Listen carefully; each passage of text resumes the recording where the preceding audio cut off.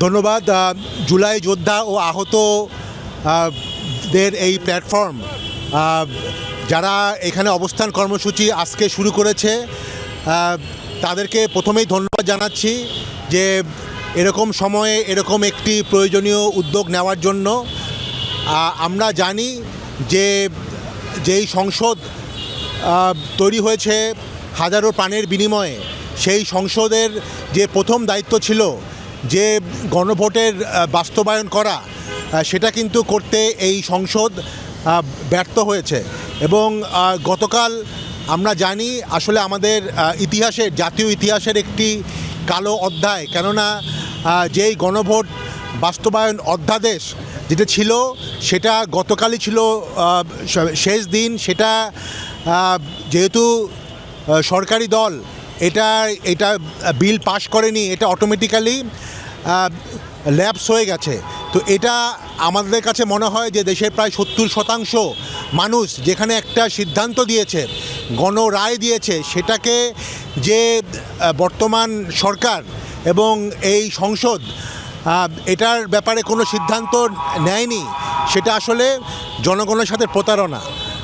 কেননা আমরা মনে করি যে আমরা যেই কারণে গত 15 বছর সাধারণ মানুষ যুদ্ধ করেছে, সংগ্রাম করেছে, জীবন দিয়েছে, তার একটা বড় ব্যাপার ছিল যে জনগণের ভোটের রায় যাতে আমরা ফিরে পাই। তো জনগণ কিন্তু ভোট দিয়েছে, জনগণ শুধু একটি সরকারকে ভোট দেয়নি, জনগণ কিন্তু প্রায় 70% মেজরিটিতে একটা রায় দিয়েছে। সেই রায়টাকে যেভাবে অবজ্ঞা করা হলো এবং যেভাবে বাতিল করা হলো, এটা আসলে বাংলাদেশের ইতিহাসের জন্য একটা ন্যক্কারজনক অধ্যায়। আমরা এর তীব্র প্রতিবাদ জানাচ্ছি এবং আমরা এও মনে করছি যে গণভোটের যে সিদ্ধান্তগুলো হয়েছে, সেই সিদ্ধান্ত এই সংসদ পাশ না করলেও বাংলাদেশের মানুষ আন্দোলন করে গণভোটের এই সংস্কারের পক্ষে তাদের দাবি আদায় করে নেবে। আমরা মনে করি যেভাবে আমাদের তরুণ সমাজ, আমাদের ছাত্র সমাজ এই 2024 সালের জুলাই আগস্ট মাসে রক্ত দিয়েছিল, হয়তো এরকম রক্ত ভবিষ্যতে আরও দিতে লাগবে। বাট যেহেতু বাংলাদেশের জনগণের দাবি, এই 70% জনগণের দাবি, এটা আজকে হোক, কালকে হোক, পরশু হোক, বাংলাদেশের মানুষ এই দাবি আদায় করেই ছাড়বে।